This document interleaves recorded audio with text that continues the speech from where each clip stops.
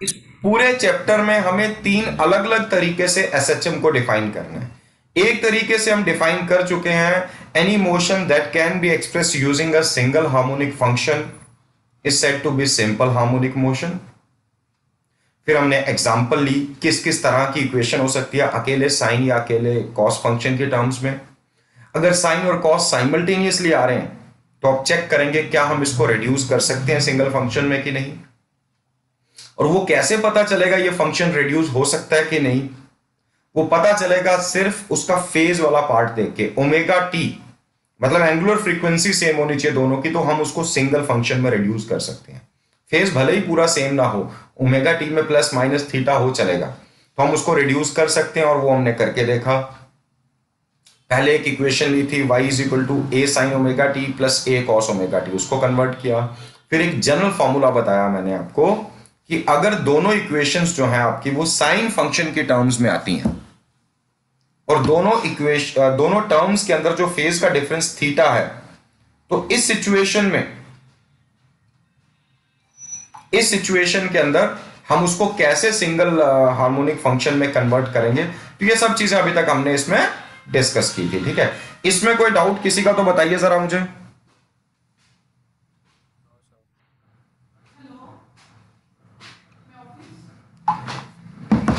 Okay okay,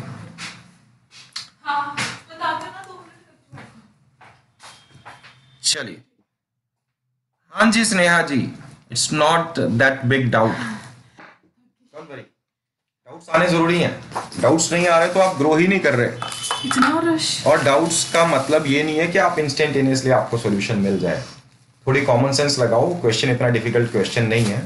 हम बात कर रहे हैं वहां पे जो आप मुझे पूछ रहे हो, आपका डाउट जो आया था, तो वो डाउट ये था कि वहां पर तीन टर्म्स थी, तीनों का टाइम पीरियड अलग अलग आ रहा है, तो पूरे फंक्शन का टाइम पीरियड क्या होना चाहिए जिसके बाद वो वैल्यू रिपीट हो जाएगी। सोचो इसके ऊपर, या आपके सोचने के लिए छोड़ा मैंने, डोंट वरी, नहीं समझ आएगा तो मैं फिर से क्लियर करा दूंगा। ठीक है, सर उसका एलसीएम लेंगे। हाँ जी बेटा। तो टाइम पीरियड का एलसीएम लेंगे। टाइम पीरियड क्या? तो टाइम पीरियड का सर लोएस्ट कॉमन फैक्टर निकालना। नहीं नहीं, लोएस्ट नहीं। देखो यहाँ पे मान लीजिए किसी का टाइम है, किसी का टाइम पीरियड है 5 सेकेंड। एक टर्म का टाइम पीरियड आपको मिल रहा है 5 सेकेंड, दूसरी टर्म का टाइम पीरियड मिला आपको 10 सेकेंड, तीसरी टर्म का टाइम पीरियड मिला 15 सेकेंड। मतलब यह हुआ कि पहली टर्म में वो वैल्यू रिपीट होगी हर 5 सेकेंड के बाद। हर 5 सेकेंड के बाद, जैसे मान लो कुछ एक वैल्यू लेता हूं x y z, let us say value है 5, फर्स्ट टर्म की वैल्यू आ रही है 5, वो ठीक 5 सेकेंड के बाद फिर से 5 हो जाएगी, फिर अगले 5 सेकेंड के बाद फिर 5 होगी, अगले 5 सेकेंड के बाद फिर 5 होगी, या जो भी कोई वैल्यू है एक्स वाई जेड, वो हर 5 सेकेंड के बाद वो वैल्यू रिपीट हो रही होगी। अगर पहली टर्म में टाइम पीरियड की वैल्यू हमें कितनी मिल रही है? 5, राइट। Yes sir. अब दूसरी टर्म का टाइम पीरियड आ रहा है 10 सेकेंड, तो वो टर्म 10 सेकेंड के बाद अपनी वैल्यू रिपीट करेगी। अगर अभी उसकी वैल्यू 5 है तो 10 सेकेंड के बाद 5 होगी। अगर सिर्फ दो ही टर्म्स होती तो पूरे फंक्शन का टाइम पीरियड 10 सेकेंड हो जाता। कैसे? पहला फंक्शन, पहली टर्म 5 सेकेंड के बाद उसी वैल्यू पे आई, अगले 5 के बाद फिर उसी वैल्यू पे आई, तो 5 सेकेंड पे भी इसकी वैल्यू सेम थी, 10 सेकेंड पे भी सेम थी। लेकिन जो दूसरी टर्म थी उसने एक ही बार वैल्यू रिपीट की सीधा 10 सेकेंड पे, तो पूरे फंक्शन का टाइम पीरियड तो 10 सेकेंड ही हो सकता है। 10 सेकेंड के बाद पूरे फंक्शन की वैल्यू रिपीट होगी, 5 सेकेंड पे सिर्फ एक टर्म की वैल्यू रिपीट हो रही थी। अब मान लो वहीं पे तीसरी टर्म भी आ जाती है, तीसरी टर्म का टाइम पीरियड है 15 सेकेंड, तो तीसरी टर्म वैल्यू रिपीट कर रही है हर 15 सेकेंड के बाद। 15 सेकेंड में पहली टर्म की वैल्यू 3 बार रिपीट हो चुकी होगी, और दूसरी टर्म की वैल्यू बस एक ही बार रिपीट हुई 10 सेकेंड पे। 15 पे ये नहीं होगी, ये अगली बार कब रिपीट होगी? 20 सेकेंड पे। अगली बार कब रिपीट होगी? 30 सेकेंड पे। और तीसरी टर्म की वैल्यू एक ही बार रिपीट हुई सिर्फ 30 सेकेंड पे, सॉरी कितना बोला मैंने? 15 सेकेंड पे। तो अगली बार कब रिपीट होगी? 30 सेकेंड पे। तो 30 सेकेंड तो तीनों का मल्टीपल आ रहा है ना, कॉमन मल्टीपल टाइम इंटरवल्स का। तीनों टाइम इंटरवल्स का जो टाइम पीरियड्स है उनका जो कॉमन मल्टीपल आएगा वो टाइम पीरियड होगा। LCM of the time periods of all the three terms, that will be the time period of the function. Is it clear? Yes sir, मैंने भी यही बोला। हाँ ठीक है, गुड। तो चलिए बेटा, जो आज का हमारा टॉपिक है हम क्विकली उस पर बढ़ते हैं। स्नेहा अब तो क्लियर हो गया, अब तो मैंने पूरा ही बता दिया। मैंने सोचा था आपके लिए छोड़ूंगा। क्लियर हो गया बेटा?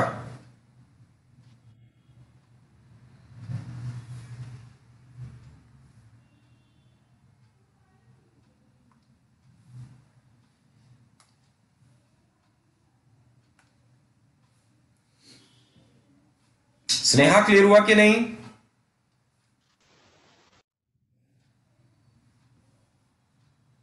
Sneha, are you there in the class?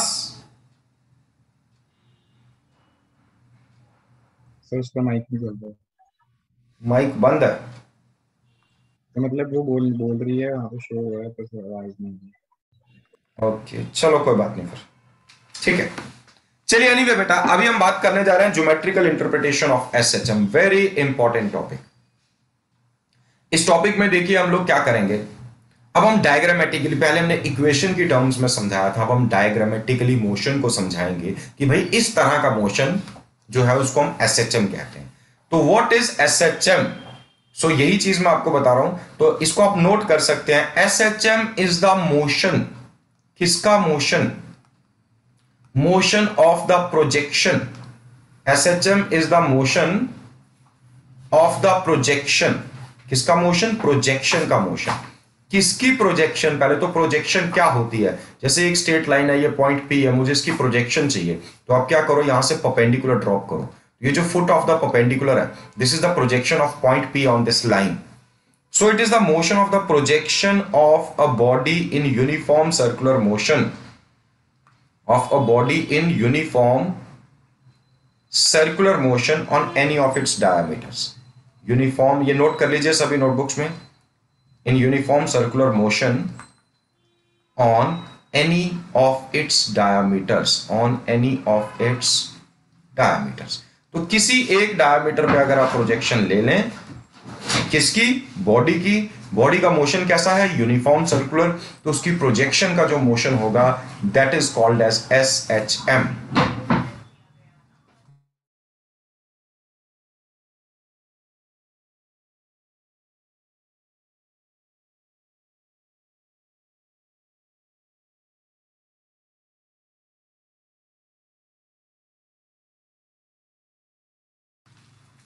तो बेटा इसके लिए क्या करें, हम एक सर्कल ऑफ रेफरेंस ड्रॉ करेंगे। सबसे पहले हम क्या लेंगे? एक सर्कल ऑफ रेफरेंस।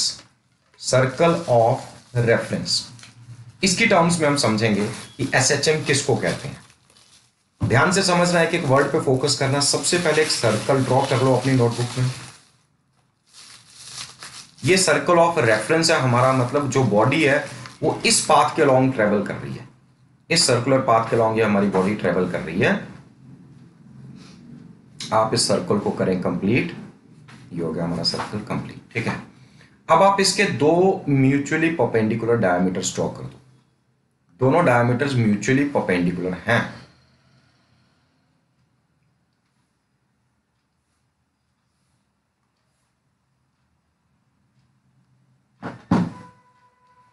एक एक्स एक्सिस के अलॉन्ग लिया मैंने डायमीटर, और दूसरा डायमीटर मैंने वाई एक्सिस के अलॉन्ग ले लिया, ठीक है, एक्स और वाई। अब आप एक पार्टिकल को इमेजिन करो जो इस सर्कल पे ट्रेवल कर रहा है कांस्टेंट एंगुलर स्पीड ओमेगा के साथ। यूनिफॉर्म सर्कुलर मोशन है, और टाइम जीरो पे हमारा पार्टिकल यहां पर है। उसके बाद ये आगे ट्रेवल करना शुरू करता है, तो टाइम कैपिटल टी पे ये वापस आ जाएगा, इसका एक साइकिल कंप्लीट होगा। अब हमारा पार्टिकल जैसे जैसे आगे जा रहा है, तो मैंने क्या बोला, पार्टिकल का मोशन एसएचएम नहीं है। पार्टिकल का मोशन कैसा है? Uniform circular motion. ये समझ नहीं आ रही सर ने क्या लिखा है 12th को, बोलो प्रैक्टिस पेपर को लिए। ये पेपर प्रैक्टिस करने के लिए बोले बच्चों। अच्छा, तो ये हमारा पार्टिकल पी है, फिलहाल किसी टाइम टी पे ये यहां पहुंचा और आगे चलता जा रहा है। जैसे जैसे टाइम टी की वैल्यू बढ़ती जा रही है, हमारा पार्टिकल आगे ट्रेवल करता जा रहा है इसी सर्कुलर पाथ पे। तो किसी जनरल टाइम टी पे, सपोज इसकी पोजीशन है पी, उसके बाद ये आगे चलता जा रहा है, जैसे जैसे टी बढ़ेगा ये आगे चलता जाएगा। अब प्रोजेक्शन आपने कहां लेनी है? On any of it's diameters. पहले तो एक्स एक्सिस के अलॉन्ग जो डायमीटर है मैं उस पर इसकी प्रोजेक्शन लेता हूं। तो लेट अस से ये आ गया foot of the perpendicular point M. जब पॉइंट यहां, जब पार्टिकल पी यहां था तो इसकी प्रोजेक्शन भी यहां थी, पी यहां पहुंचा तो प्रोजेक्शन यहां पहुंच गई। P यहां पहुंचेगा तो इसकी प्रोजेक्शन कहां आ रही है, M यहां पे। P जब यहां पे होगा तो M यहां पे मिलेगा, जब P यहां पहुंचेगा तो इसकी प्रोजेक्शन M यहां पे होगा, जब P यहां होगा तो M भी यहां पे, फिर P यहां पहुंचेगा तो इसकी projection foot of the perpendicular यहां पे, फिर जब P यहां पे है तो इसकी प्रोजेक्शन यहां पे। करते करते P ने एक साइकिल पूरा किया, तो जैसे ही P ने एक सर्कुलर साइकिल पूरा किया, आप देखो M का मोशन कहां था, इस एक्सट्रीम से लेके एक बार M वहां तक गया और वहां से वापस तक आया। तो क्या M का मोशन SHM है या नहीं, जो अभी तक आपने पढ़ा उसके साथ रिलेट करके देखें, समझ आई ये बात? Yes sir, yes sir. Similarly बेटा, अगर आप प्रोजेक्शन किसी दूसरे एक्सिस पे ले लेते, पहले मैंने ब्लू कलर से, अब मैं ग्रीन कलर से शो कर रहा हूं यहां पे, अगर आप प्रोजेक्शन वाई एक्सिस पे ले लेते तो उसका मोशन भी SHM था। जब P यहां पे था टाइम जीरो पे इस पोजीशन पे, तो इसकी प्रोजेक्शन कहां पे होगी, सेंटर पे, ओरिजिन पे। जैसे जैसे P ऊपर जाएगा यहां से लेके यहां तक पहुंचेगा तो N की जर्नी यहां से लेके ये यहां तक आएगी, फिर P यहां से लेके इधर तक आ रहा होगा, तो जो जैसे जैसे P नीचे आएगा तो इसकी प्रोजेक्शन भी नीचे आएगी। P यहां पहुंचेगा तो प्रोजेक्शन O पे आ जाएगी, P नीचे जाएगा तो प्रोजेक्शन यहां आएगी, फिर P का एक साइकिल कवर कंप्लीट हो गया। तो N का भी एक, P का सर्कुलर साइकिल कंप्लीट हुआ, N का वाइब्रेटरी साइकिल कंप्लीट हुआ। P यहां था तो N यहां था, P जैसे से ऊपर गया तो N ऊपर गया, P यहां से नीचे आ रहा तो N नीचे आ रहा है, फिर P यहां पहुंचा, N भी नीचे, और P वापस यहां आ गया तो N। तो N का मोशन भी टू एंड फ्रो रहा, तो N ने भी एक वाइब्रेटरी साइकिल पूरा किया। अब आपको समझ आया what is the meaning of this geometrical interpretation, ये है क्या चीज, क्लियर हुआ? एक चीज पूछी थी हाँ हाँ सर, जो एन है वो जब एकदम अपने हाईएस्ट पॉइंट पे होगा तो वो पी से इंटरसेप्ट करेगा क्या? हाँ, बिल्कुल बिल्कुल, उस टाइम P भी उसी लाइन पे होगा, तो P की प्रोजेक्शन भी वही होगी, दोनों एक ही पोजीशन पे होंगे, क्लियर? सर आप ये जो एन का बता रहे थे सर, वो एक बार फिर से रिपीट कर दोगे? Excuse me sir. हाँ जी बेटा। सर अगर से ये पी एन और जो एम है सर, अगर ये अलोंग द एक्सिस मूव करेंगे सर, ये वाइब्रेटरी कैसे होगा? आप देखो ना यहां पे,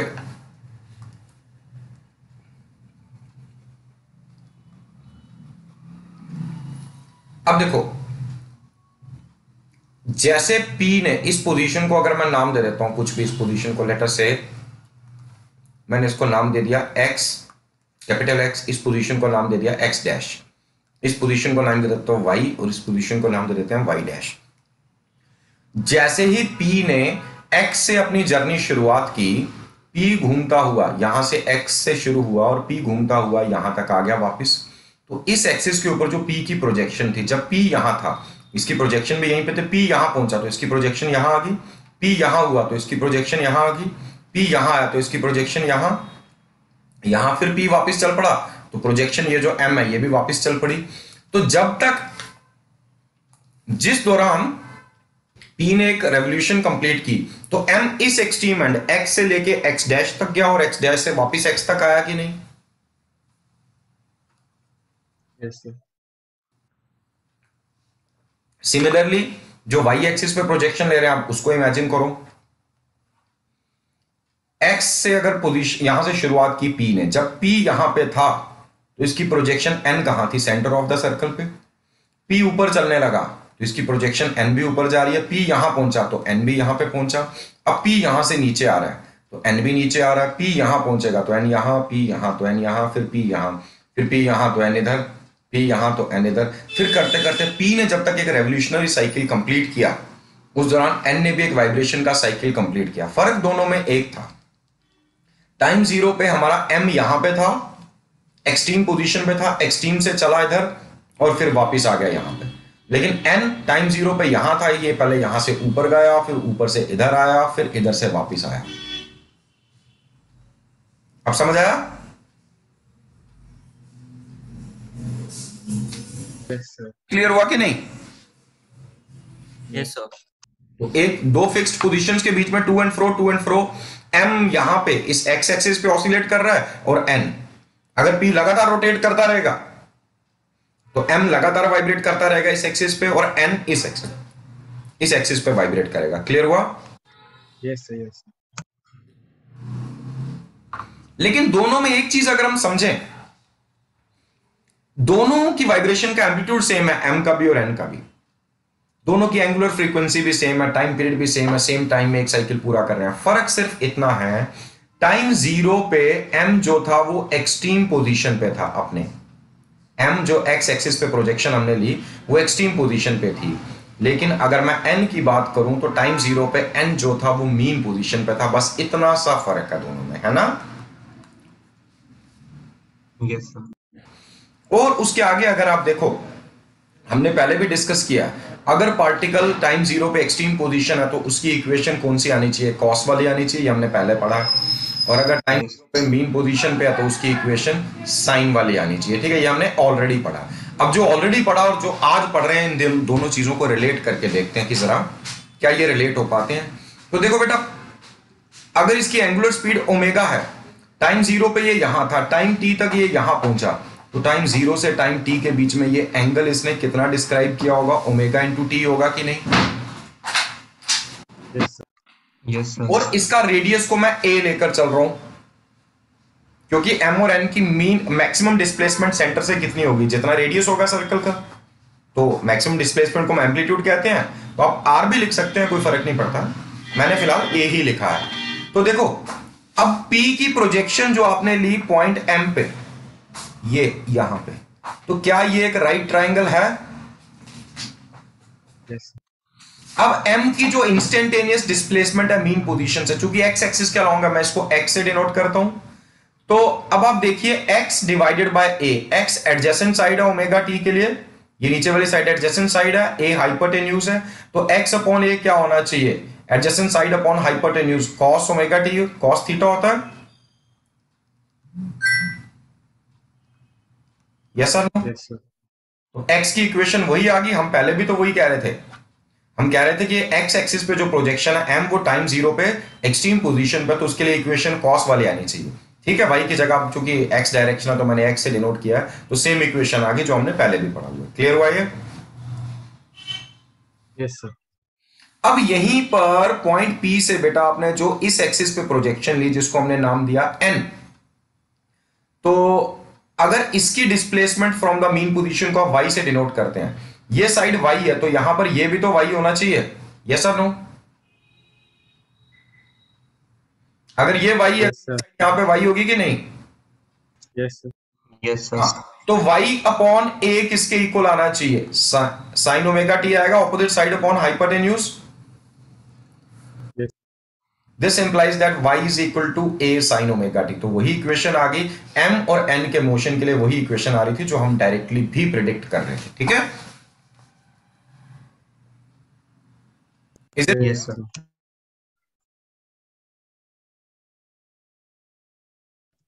सर आप म्यूट हो गए। ठीक है, तो चलिए आगे बढ़ते हैं। हमें यह भी समझ आ गया, सो अभी आप डिफाइन कर पाएंगे ना एसएचएम क्या है। Geometrically SHM is the motion of the projection, किसकी projection, of a particle in uniform circular motion और a body in uniform circular motion. और प्रोजेक्शन लेनी कहां पर है, हमने प्रोजेक्शन लेनी है on any of its diameters. और हमने देखा फाइनली इक्वेशंस भी सेम आ गई। लेकिन अगर आप इक्वेशन की बजाय यहीं पे ग्राफ प्लॉट करना चाहते, तो वो जो पार्टिकल वाई एक्सिस के लॉन्ग, मतलब एन जिसका एसएचएम है, एन का जो मोशन है, अगर आप उसको प्लॉट करना चाहें तो आप ऐसे कर सकते हैं। तो ये एक्सट्रीम पोजीशंस आ गई प्लस ए और माइनस ए, ये आ गया टाइम एक्सिस।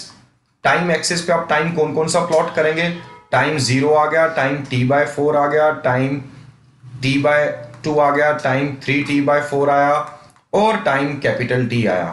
तो अब आप देखो यहां से आप इसकी प्रोजेक्शन लो, टाइम 0 पे n कहां था, O पे, O से प्रोजेक्शन लेके आओ यहां पे, मैं जाऊं? तो टाइम 0 पे ये यहीं पे मिलेगा। टाइम t/4 पे, अगर टाइम 0 पे यहां से जर्नी शुरू की तो यहां पे t/4 पे पहुंचेगा, तो यहां से प्रोजेक्शन ले लो, तो टाइम t/4 पे इसकी पोजीशन ये होगी। t/2 पे ये पोजीशन x डैश पे होगा पार्टिकल, और इसकी प्रोजेक्शन n वापस मीन पोजीशन पे होगी, तो t/2 पे फिर यहां पे। सिमिलरली 3t/4 पे देखोगे तो p यहां होगा इसकी प्रोजेक्शन, मैंने वो आइस दिखाने जाना है, शार्प साइड में ठीक है, वो है ना। ठीक है। तो यहां 3t/4 पे इसकी पोजीशन हो जाएगी -a कैपिटल टी पे वापस सेम पोजीशन पे। तो अगर आप इस तरह से भी इनकी प्रोजेक्शंस को ही ज्वाइन करते हुए चलें अलग इस ग्राफ पे, तो ये वही ग्राफ मिला जो हमें पहले भी मिल रहा था, y is equal to a sine omega t के केस में। क्लियर हो गया? Yes sir.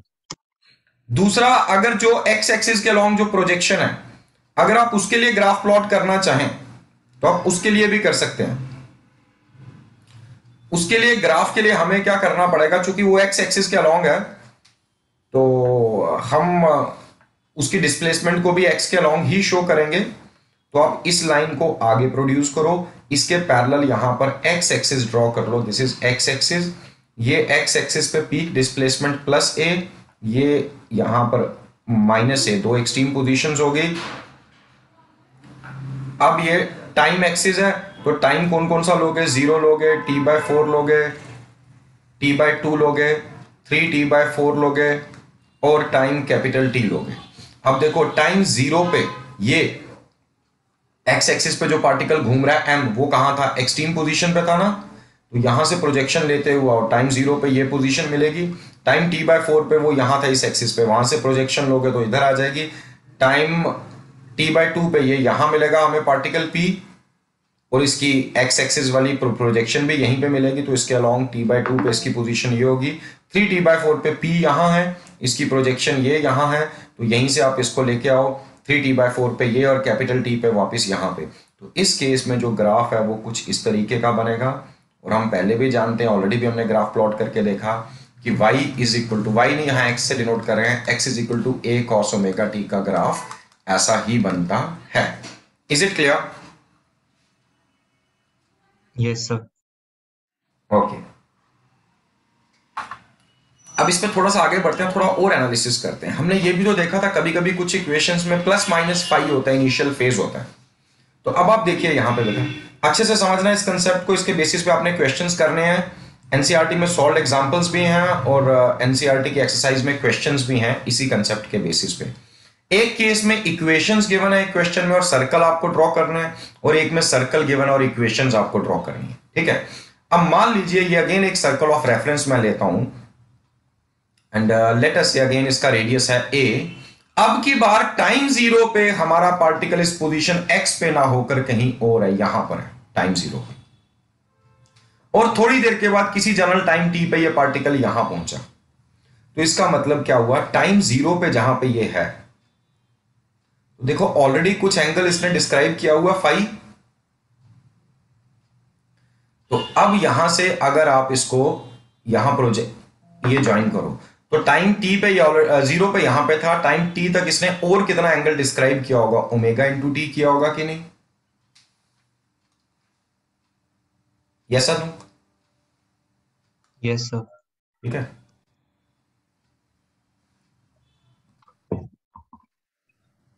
तो अब की बार जो काम हमने पहले किया वही दोबारा करके देखते हैं। अब की बार फिर से यहां से इसकी प्रोजेक्शन ले लो, किसी टाइम t पे इसकी प्रोजेक्शन ये आ गई m, और m की जो इंस्टेंटेनियस डिस्प्लेसमेंट है फ्रॉम द मीन पोजीशन, उसको जैसे हमने पहले डिनोट किया था x से, अब भी हम इसको x से डिनोट करते हैं। ये हो गया x, ये हो गया रेडियस a। अब ये पूरा का पूरा एंगल कितना, पूरा का पूरा angle omega t plus phi हो गया। Yes sir. तो बस अब की बार x अपॉन a क्या है, cos of omega t plus phi. तो x की इक्वेशन क्या आ गई, a cos omega t plus phi. ठीक है, जब इनिशियल फेज कुछ था। और वैसे ही अगर आप y एक्सिस की प्रोजेक्शन ले लेते यहां से, ये है n, तो अगर n की इंस्टेंटेनियस डिस्प्लेसमेंट y है, तो यहां पर ये वाली साइड जो मैंने ब्लू कलर से ड्रॉ की थी, तो ये भी तो y बन जाती। नहीं तो ये एंगल और ये एंगल ऑल्टरनेट इंटीरियर एंगल, आप ये वाला ट्राइंगल ले लो, तो y होगी ऑपोजिट साइड, तो y अपॉन a किसके इक्वल आ गया, ये आ गया sine of omega t plus phi. तो अल्टीमेटली y की इक्वेशन क्या आ गई, a sine omega t plus phi. और पहले भी हमने यही पढ़ा था, अगर कुछ इनिशियल फेज है फाई या फाई नॉट, तो इसकी इक्वेशन इस फॉर्म में आनी चाहिए। क्लियर हुआ ये? Yes sir. ओके,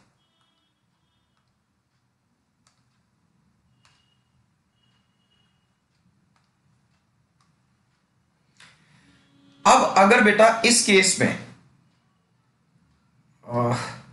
चलिए मैं थोड़ा दोबारा कर देता हूं, ठीक है। इसी का मैं ग्राफ प्लॉट करूं, जैसे मैंने पहले सर्कल ऑफ रेफरेंस के साथ ग्राफ प्लॉट कर रहा था, अगर हम दोबारा करने की कोशिश करें तो ये सिचुएशन मैंने कुछ इस तरह से ली थी। टाइम 0 पे ऑलरेडी ये फेज एंगल फाई है, फाई या फाई नॉट है। टाइम t तक इसने एक्स्ट्रा फेज एंगल डिस्क्राइब कर दिया ओमेगा t। ये हमारा पार्टिकल p है टाइम t पे। तो इसकी प्रोजेक्शन अगर y एक्सिस पे लूं तो दिस इज प्रोजेक्शन m, ठीक है।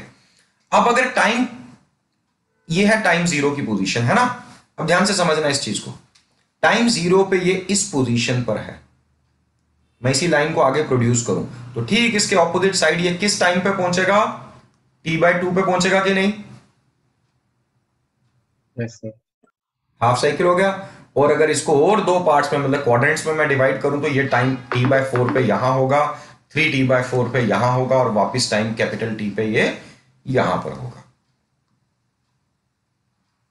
अब इसके साथ अगर आपको ग्राफ प्लॉट करना हो, जैसे कि ग्राफ मैंने ऑलरेडी प्लॉट करके आपको दिखाया, इस लाइन को आगे प्रोड्यूस कर दो, यहां पर आप प्लॉट कर दोगे टाइम की वैल्यूज, ये आ गया y एक्सिस, और y एक्सिस में ये पीक वैल्यू ऑफ डिस्प्लेसमेंट जो है दैट इज +a, और यहां पर ये जो वैल्यू है दिस इज -a। टाइम वही 0, t/4, t/2, 3t/4 और टाइम कैपिटल T।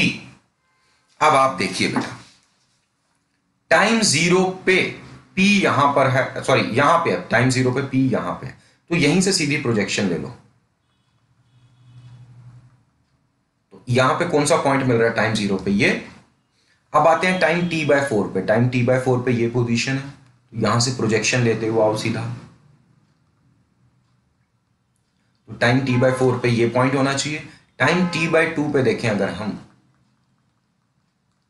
इसकी प्रोजेक्शन को लेते हुए आओ, t/2 पे ये पॉइंट है। 3t/4 पे प्रोजेक्शन अगर आप लेते हुए हैं, 3t/4 पे ये, और कैपिटल T पे ये वापस उसी पोजीशन पे पहुंच चुका होगा जहां पे पहले था।